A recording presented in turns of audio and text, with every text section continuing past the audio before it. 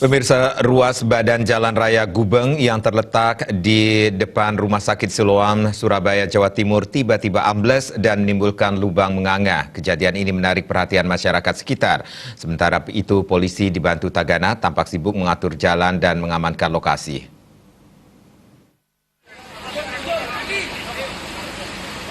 Petugas dari Dinas Kebakaran berusaha membuat penerangan tambahan mengingat kondisi penerangan jalan umum mati total. Dikhawatirkan terjadi amblas susulan di lokasi tersebut. Menurut saksi mata, amblesnya jalan ini diakibatkan kren yang terjatuh mengingat di sekitar lokasi sedang berlangsung proyek pembangunan.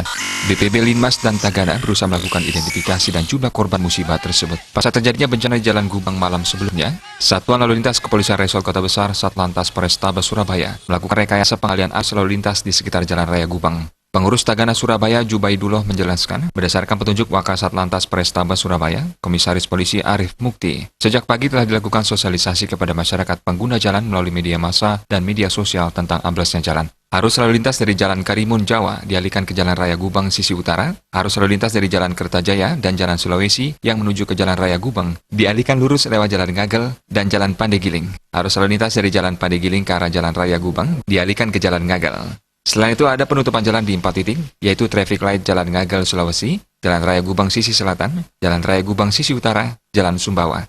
Tim Search and Rescue SAR dan Baruna dari Dinas Kebakaran direncanakan diturunkan ke lubang jalan untuk memeriksa ada tidaknya korban jiwa di kubangan tersebut. Sehubungan dengan adanya rekayasa, Tim Search and Rescue SAR dan Baruna dari Dinas Kebakaran direncanakan diturunkan ke lubang jalan untuk memeriksa ada tidaknya korban jiwa di kubangan tersebut. Sehubungan dengan adanya rekayasa lalu lintas dan penutupan jalan, diharapkan masyarakat pengguna jalan dapat menyesuaikan diri dan menghindari ruas jalan tersebut.